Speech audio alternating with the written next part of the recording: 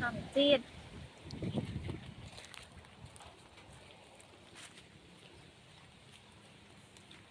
nó rau mơ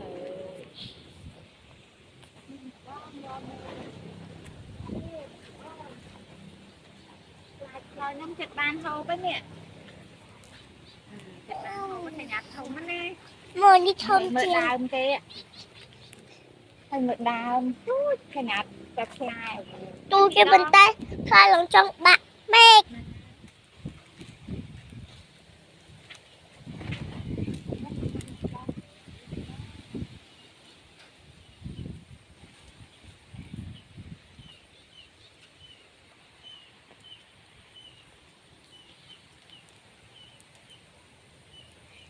thấy con sao cái thảo anh để cho một lục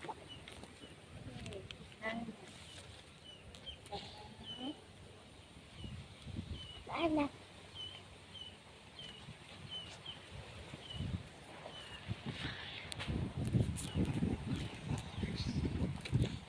Dạ, mẹ thôi là cô bắt chìa mẹ nè mà mẹ lại bán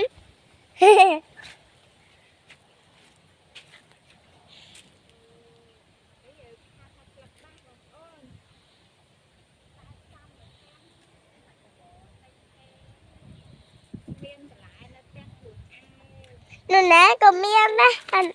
lắc bán năng mẹ nè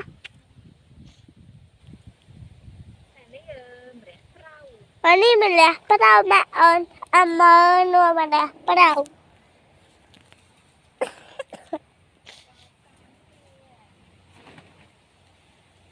anh lại nước bạo lấp đã mòn chăm lại năng ở lâu chụp đã lại xe vậy lâu anh lâu đó à lắc ba năng mà đòn lắc ba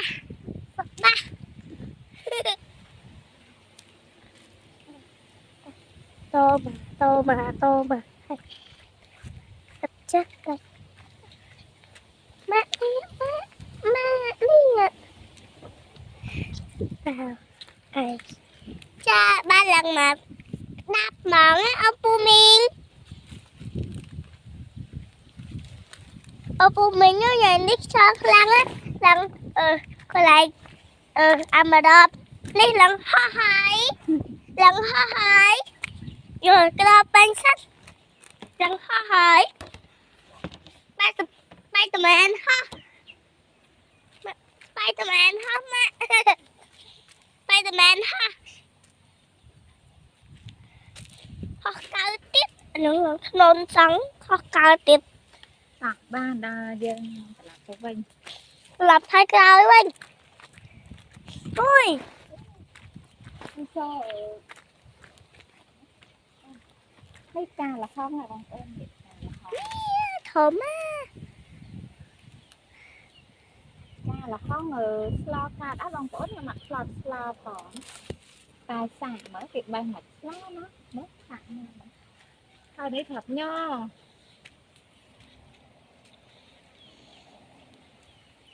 như thật nha ta thì tôi cũng đặc biệt không thì chân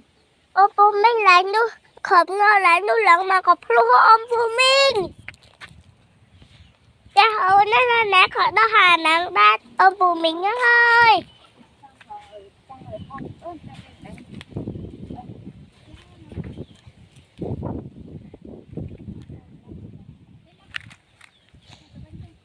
cha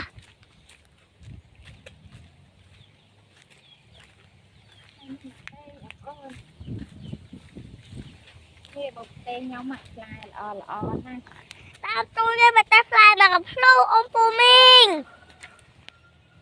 nè mà mẹ ô nè đây mà trên bên đây mẹ ô này